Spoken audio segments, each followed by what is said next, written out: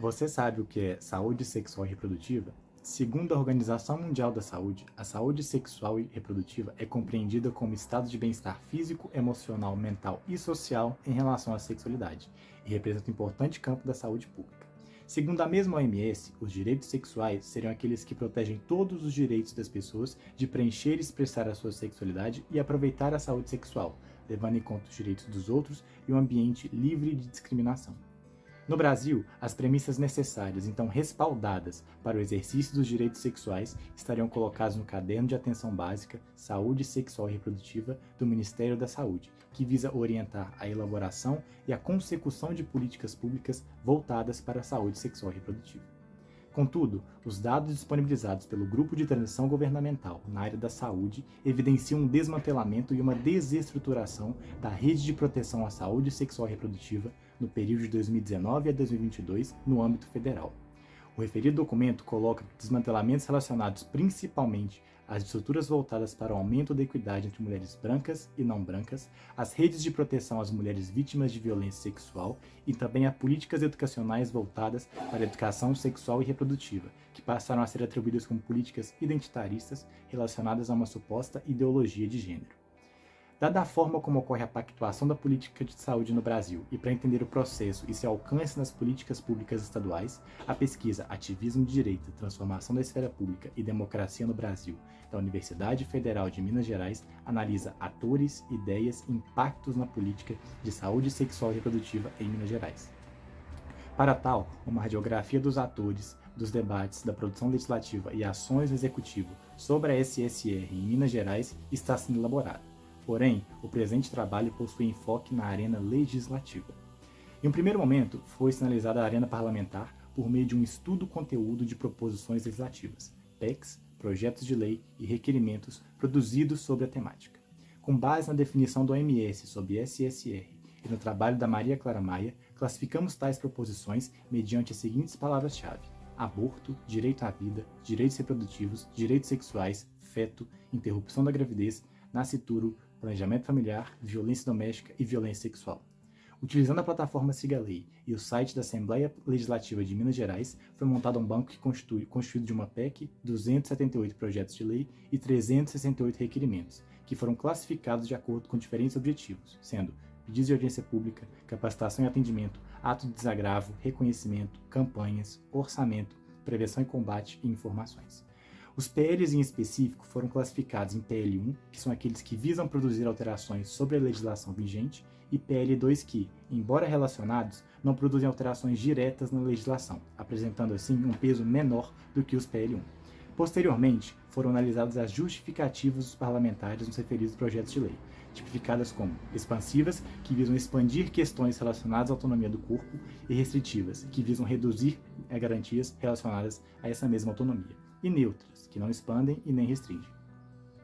Após a análise de todo esse material que foi levantado e tratado, é possível que algumas conclusões sejam tomadas. Nota-se uma convergência de parlamentares de esquerda e de direita para pautas mais específicas na SSR, como a violência sexual e violência doméstica, sendo que violência doméstica é a mais tematizada dentre as demais palavras-chave em questões de projetos de lei e requerimentos. Da mesma forma, quando analisadas quantitativamente as justificativas, sobressai a violência doméstica, uma vez que não apresenta nenhuma justificativa restritiva, exemplificando a tese da convergência de atuação de parlamentares, de esquerda e de direita, acerca dessa pauta.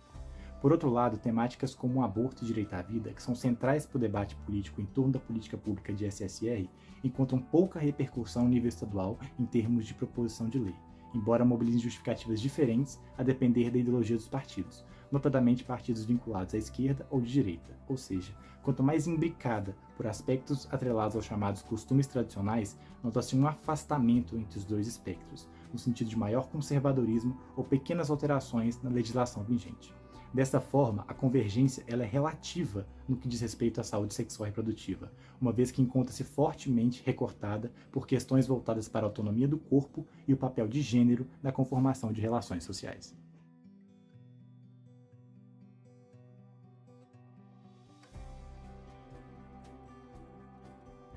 Considerando o crescente protagonismo da extrema-direita nas últimas décadas, o presente trabalho objetiva investigar as bases locais do ultraconservadorismo brasileiro, partindo da análise de 3 coletivos que se projetaram, nos últimos 4 anos, em Belo Horizonte e Minas Gerais, sendo o Mães Direitas, o Movimento de Valores pelo Brasil e o Guardiões da Infância e Juventude. Analisamos, em vista desse objetivo, as atuações online e offline desses coletivos, cujas representações em diferentes arenas os permitem disputar ideias e bloquear políticas públicas, representando com isso um risco para as garantias de grupos sociais minorizados, mas também para a própria consecução da democracia.